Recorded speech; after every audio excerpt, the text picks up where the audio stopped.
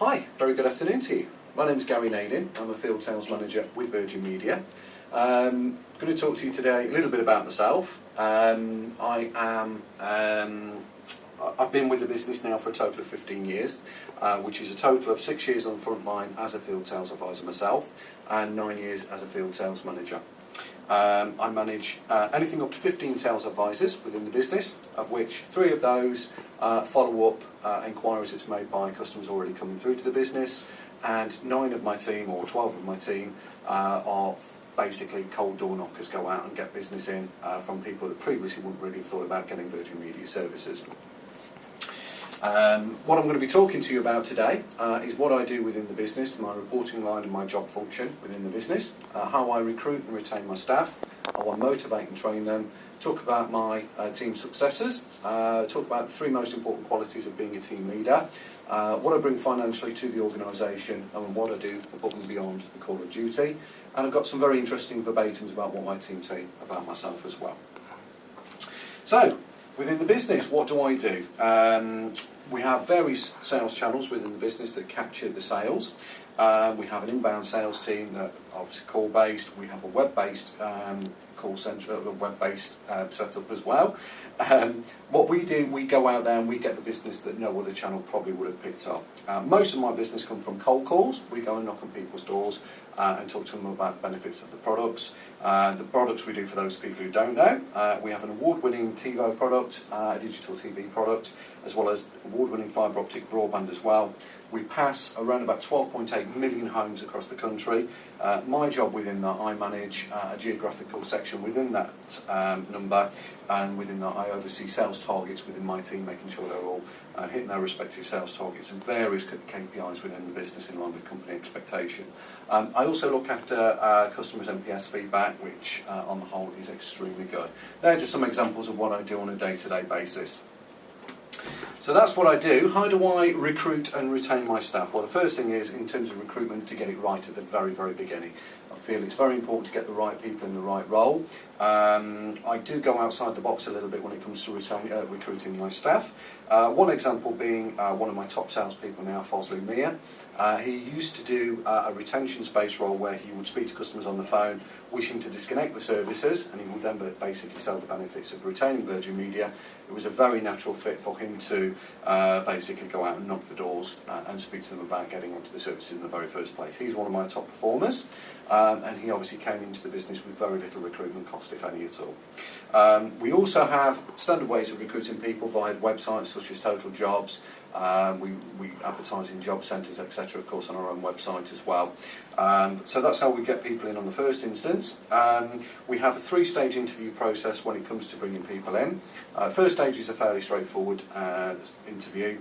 We then have a field visit as a second stage, and that's where a potential candidate would shadow myself or an experienced advisor, just to make sure that he's suitable for the role and the role is suitable for him or her.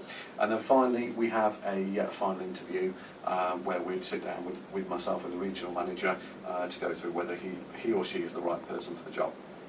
Once they're in the job, in terms of retaining the staff, it's ongoing field support, teaching best practice in the field. I'm in the field with them, supporting them all the way, basically making sure that the person really is using their own personality in selling the product. It's all about being themselves. This has really been highlighted extremely well, that my attrition level for 2011 was only 14%, and I think that's down to compliance awareness, making sure they're doing the job in the correct way, they're aware of processes, and of course regular one-to-one and one-to-one feedback all the way through, not just in probation period, but of course that's ongoing. So, within the job, I believe I'm a motivator and a trainer, and these are some examples. I lead by example, and of course I celebrate a job well done. We recently had a new product into our portfolio, being mobile phones, contract mobiles. This, across the business, had mixed reactions across the sales teams. How I brought that in is I introduced a mobile guru into the team, somebody who I believe would really sell the product extremely well, and that being Jason Beaumont. So I got him overselling the mobile phones, and he then became the point of contact for mobile phones across the rest of my sales team. I also went out and sold the product myself, so I'm more than comfortable at selling it myself, and then subsequently when I go out with sales reps then I can sell or teach best practice once again. The quality to the business for mobile phones was exceptional, and that was really something that I emphasised across to the team. I hit 107% of my sales target with contract mobiles, and that's against a regional performance of 77%, so we did extremely well on that. We equated to just under 10% of direct sales, total mobile phone sales in 2011, so some really, really strong numbers there. From a media perspective, we hit 136%, and that's again against a point of sale compliance of 98%. So not only did we do the sales target, but we also made sure it was all compliant at point of sale as well. So how was my team's success promoted? We ran an incentive during 2011 called The Edge. The criteria of that was based around sales performance, direct debit capture, email capture, mobile sales performance, triple percentage, amongst many others. A table was shown at the end of each month just to say which sales manager was performing extremely well. I led the table from January all the way through to December, so I led it from day one. And as such, from that, the end of the year results were I was 31 points ahead of third place, 16 points ahead of second place. And as such, I then went on a very nice trip to Las Vegas as part of that. So that was broadcast across all the sales channels on a monthly basis. So of course everybody knew who was leading that. So of course that was broadcast extremely well. But also it was broadcast across the company as well to demonstrate what a strong sales channel we are. More locally, we have Perfect 10s, and this is where a customer will give hopefully some really good feedback and give us a 10 out of 10. That is promoted within the individuals' one-to-ones and also at team meetings as well. We also have acknowledgement from other support channels as well, such as shouts. A shout is where another support function might recognise a job well done by both a rep or myself or whoever. We're constantly shouting about our shouts, literally. So that's how my success was promoted. Three most important qualities about being a team leader. First of it is lead by example. Give you an example of that. If one of my data reps is on holiday, so the people that follow up the leads is on holiday, I will jump into the role to increase productivity but also teach best practice to the people who are at work. I believe very strongly in working the hours and being visible within the role, and that's within all weathers. I also happily stand in for my regional manager while he is off on holiday as well. I believe in being honest in the role, launching new products, explaining the value to the business, not necessarily just to the advisor. And also it's all about being honest on field visits with the advisors. If they're doing the job well, tell them. If they're not, tell them. Finally, I believe when it comes to honesty and ethical selling, I don't believe anything should be done unethically in any way, shape or form. Finally, very tenacious. That's been demonstrated with The Edge. The Edge incorporated a number of KPIs, not just sales numbers, and I made sure that all of those targets were hit respectively. So it's not just about hitting one target. Financially, what do I bring to the organisation? Last year, 2011, I brought 5,170 new customers to the table, which average revenue equates to £217,140 per month, 2.6 million per year, and 13 million over a 5-year period.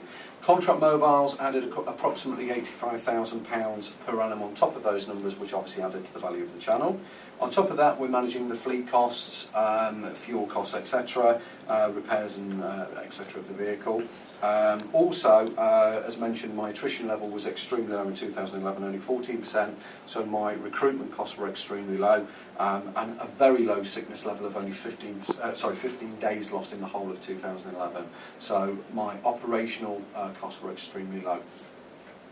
So what do I do beyond the call of duty? First of all, as I've already mentioned, I cover for a data rep if he or she's on holiday, which increases productivity. But also what I like to do is encourage the reps to go above and beyond in the customer's house. Basically, we like to set up customers' broadbands for them, set the wireless settings up for them, demonstrate the product if it's a new product to the customer, such as the TiVo. This then generates future business. We get a lot of referrals from doing that, and of course it adds to the NPS as well. Training and development is something I'm doing all the time, and basically making sure that the reps don't just sell to their potential, but above their potential.